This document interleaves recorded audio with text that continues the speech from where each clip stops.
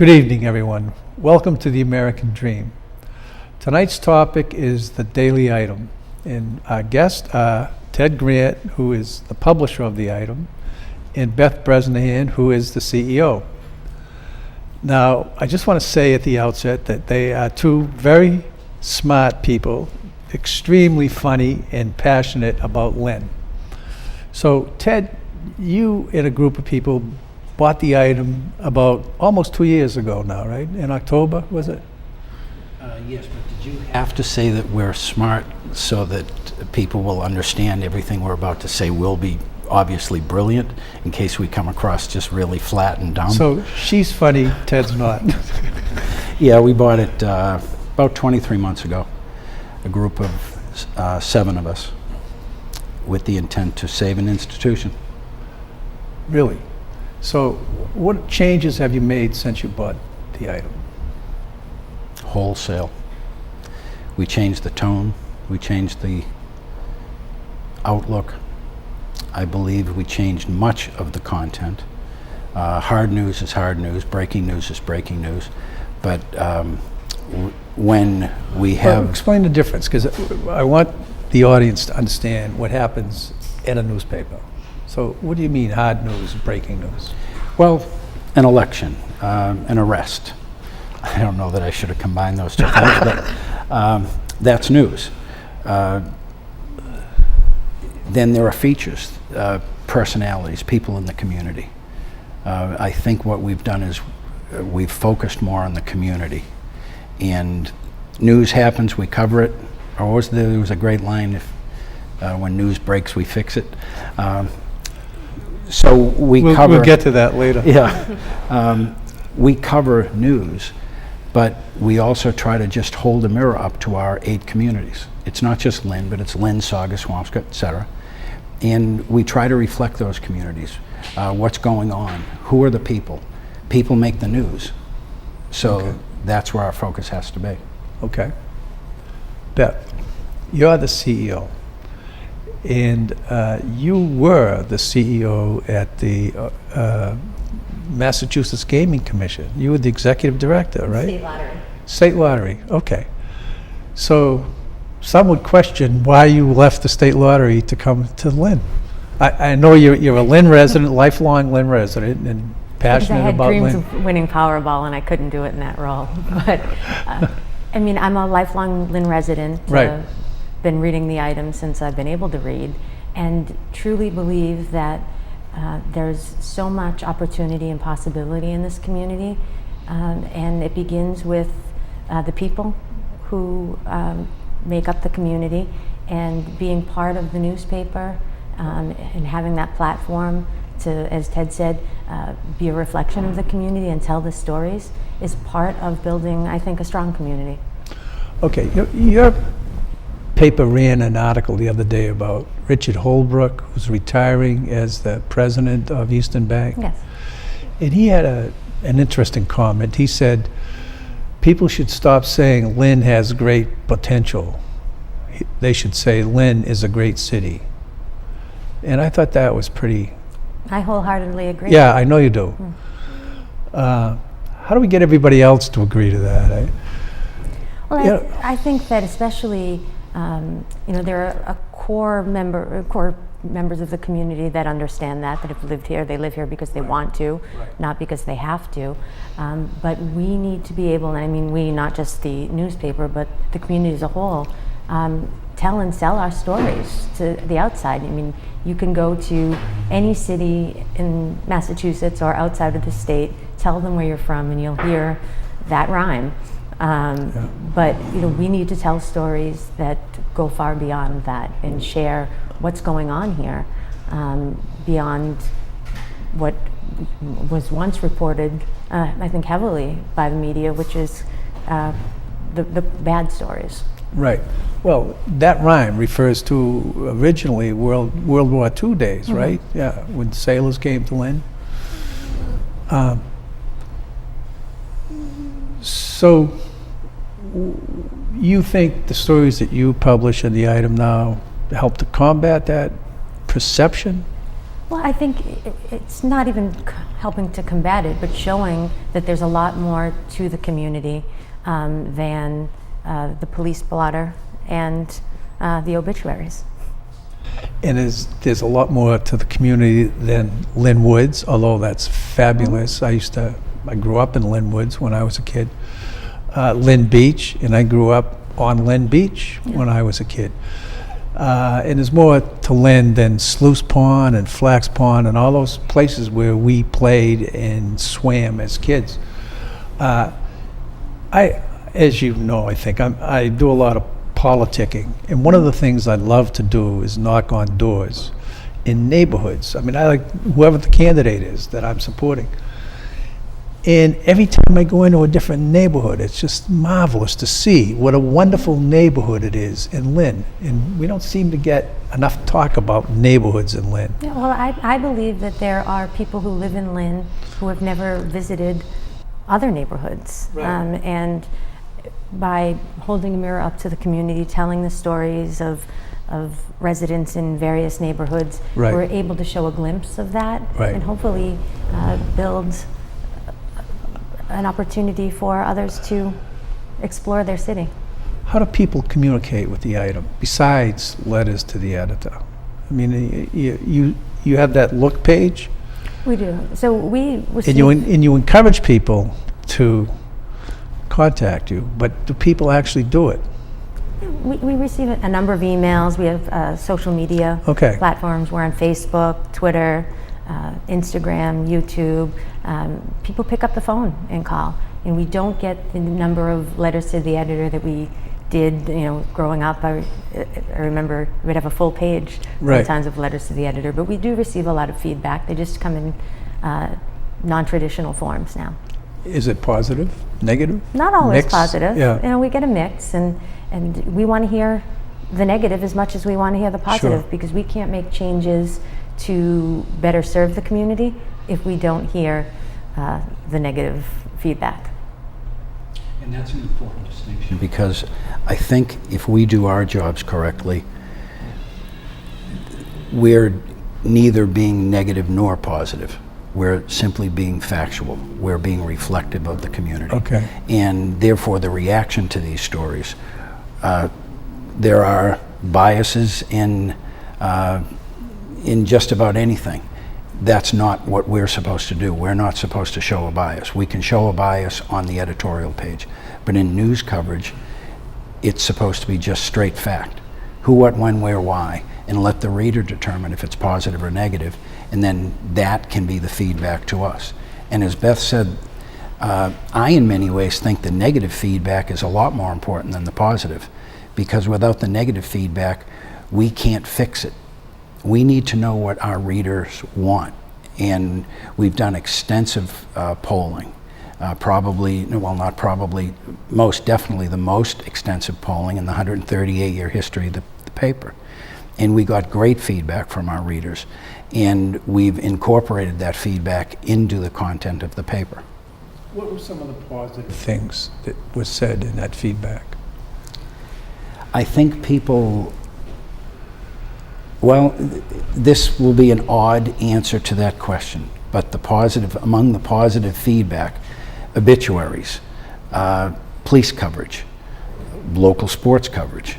So of the three most important things, two of them are perceived as negative, right? But that's what a community newspaper is supposed to be, and that's what we're supposed to be. Nobody's buying the item to find out how the Red Sox did. So we need to focus on how did Lynn Shore Little League do. So we're ultra local. That's what the item is supposed to be. Okay, so you say that you're not supposed to manage the news. You just report it and let readers draw their own conclusion. But we all know there's several ways you can write a story. If you're, for example, let's go back to politics for a minute. If you're a Donald Trump supporter, you can write a story that tends to build him up or tear him down, either way. You can, but if the reader knows that, then you haven't done your job. We have opinion on the opinion page. On occasion, we'll put an editorial on page 1 if we feel very strongly about Right, something. I've seen that, We yeah. will put it on page 1. We did last week. But it's labeled editorial. What about endorsements? Do you intend to endorse politicians in political No. campaigns? None, no campaigns whatsoever? No. Okay, If we do our job and if we cover them correctly, people can have an educated opinion and make their own determination. okay. So what do you have for staff, Beth, at the item? How many staff people do you have? We've grown over the last year since I joined. We've grown from about 20 staffers, and that includes reporters, business office, advertising sales, to about just over 40. And what do you look for when you're hiring staff? Besides an ability to write? Ability to write, an ability to listen. I mean, as we've said several times now, our job is to be a reflection of the community, and you can't do that without listening. Right. In stories, but also in creating partners with advertisers to be able to tell their stories in an ad. So it really is being able to listen and then to convey a story. How much does the item cost? It depends where This you is buy a it. chance, Yeah. right? This is a chance for a It's sale. $1 at newsstands, but delivery price is 50 cents an issue. Yeah, that's great. And At that- home, if you if get you get delivered it at home, home, so yeah, yeah, or the office, yeah. Yep, 6 days a week, so only 50 cents. It's cheap. And it's free online. Yeah, so describe the difference between, what do you call it, the E-line? So we have an e-edition, we have our E-edition, we have right. our website, which is itemlive.com, and you can access the day's top stories as well as some other features for free online. We have an e-edition, which is an exact replica of the print edition, and there is a $3.75 cost to access that a week. But if you have a home delivery subscription, you get that for free. So you have access. So there are many benefits to being a subscriber. How do you do that? How do you access the e-edition?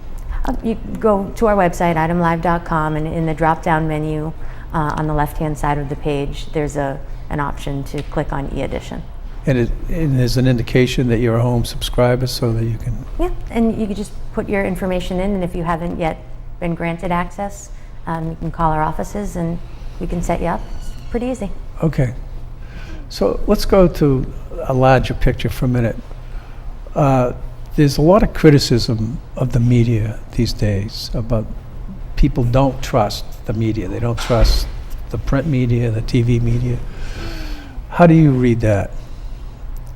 First. I understand it. Because I think it's obvious the two extremes. And I wouldn't want to focus entirely on either one. Well, I guess if I don't want to read the comics, I can watch certain far right wing. But that's not what we're supposed to do. And I think we have learned over the years that there's a reason for the mistrust. And we have to prove ourselves. We have to prove that our stories are balanced. And balanced doesn't necessarily mean 1-to-1 ratio. If there's a 10-to-1 city council vote, then the focus shouldn't be on the 1. And it also shouldn't be 1-to-1. In theory, it should be 10-to-1 coverage or a 10-to-1 ratio because that was the vote. Well, let's go back to the presidential race for a minute. What if one of the candidates says something outrageous? It's really outrageous. That's news. Quote that person. How do you balance that? I mean, it seems to me that some of the media try to balance it. Well, he said so, and if it's something bad about him, then they say something bad about her. That's not balanced coverage. That's really frustrating. Right, that's not balanced But coverage. there's a lot of criticism, as you know, in the country about that coverage. Understandably so. So if one of the two says something outrageous, why is it necessary to get a reaction from the other person? Just quote the outrageous comment Yeah, and that's let it good. go at that. Okay, I like that. What do you got to say? about that? I completely agree. I mean, if there's an outrageous statement made or actions taken, if they're covered accurately, it truly reflects the reality. So what other communities do you serve besides Lynn in Saugus, Peabody? In order, it's Lynn, Saugus, Swampscott, Peabody, Linfield, Nahant, Marblehead, Okay. Revere. Revere. And Revere. Revere. Revere, yeah. Okay. But most of your readership comes from Lynn, would you say? The majority comes from Lynn. Do you feel a special obligation to Lynn because you both grew up in the city, and we all know Lynn people are loyal to Lynn. So do you feel that, and how does that reflected in the item? I would say that we reflect what our readership is. And if you take a look at the front page any day of the week, you'll have a mix of what's going on in the coverage area. Today there was a lot going on in Lynn over the weekend, and it's reflective on the front page. I mean, sports, we cover the gamut within the 8 communities and beyond because of the different conferences and where they play. But when it may seem that Lynn is more heavily covered than the other communities, but there is a fair balance. Okay. And a loyalty to Lynn, that gets tricky, because how are we supposed to show a loyalty? Does that mean we're supposed to favor? Does that mean we're supposed to hide some things, kick some things under the rug? I don't think No, that's... I don't think that's your role. Right, Well, I don't think that's that at all shows loyalty. No, I don't either. I think Lynn spent too much time over the years trying to be Swampscott or Marblehead or something else. It's an urban community, and in any urban community there are problems. But what's the balance in Lynn? Is it 80-20 good? Is it 90-10 good? Is it 95-5? It's certainly not, it's not even half and half. There are many positive things going on in this city, and that's what our newspaper is supposed to reflect. It's just supposed to reflect reality. And how do you find those positive things? Look for them. Yeah. Bad news has always found its way into newsrooms. Every newsroom in America has a police radio. I've never heard of a newsroom in America that has a good news radio. So it's a little harder to find the good news because you actually have to go out and look for it. But it's really not that difficult at all, because you walk out the front door. You walk out the front door of our building on Monroe Street. There are a lot of great stories on that street alone. There's a lot of good things to write about in this city, and that's what we're supposed to be trying to do. But it's also the same thing with the other communities. It's overwhelmingly positive to negative in our circulation area. So that's what our newspaper should reflect. It does, from my perception. Thank you. I hope you're right. Yeah. So, how do you prioritize news? Do you have a bent toward politics or terrorism? Yeah, I favor all things Boston College and St. Mary's. Anything else, forget it. How do we balance it? Local first. Oh, absolutely. I mean, every night we come up with a budget of stories, and let's talk about that. this Let's is let our more viewers in, know. yeah, this is more in Ted's realm on the news side, but I mean, we come up with a story budget, prioritize them, lay them out on the front page according to... What's a story budget mean? A story budget is what will appear in the paper the next day. It's just a list of the stories that will go in. Okay. And a lot will go into that. Photos play an enormous part of it. You have to draw the reader's attention to the story. We could have the best words in the world, but if we can't get the reader to take a look at the story, so the photos have to be eye-catching. Headlines, that's a philosophical thing. There are 2 schools of thought on headlines. One can be to entice the reader, the other is to tell the story. I prefer to try to entice the reader. So, when you took over the item 2 years ago, are you the one that put all those funny headlines in the item? I mean, Well, they were some- hilarious. We read some of them. We did the show before, and Some would say I'm the one who put those idiotic headlines on the front page of the Adam. but Yes, but they did both. They made the point, and they were funny. I told you, Bonnie Frank had a unique skill. He could take a complete argument and narrow it down to one funny line that made people laugh, but also made the point. That's why people hated to debate him. They didn't want to be humiliated. and so often there's truth in humor. Right, right. And that's what we're trying to do. We're trying to get people to read the paper. And not just the print edition of the paper, but as Beth mentioned, Item Live is a very important facet because the consumer of news is changing.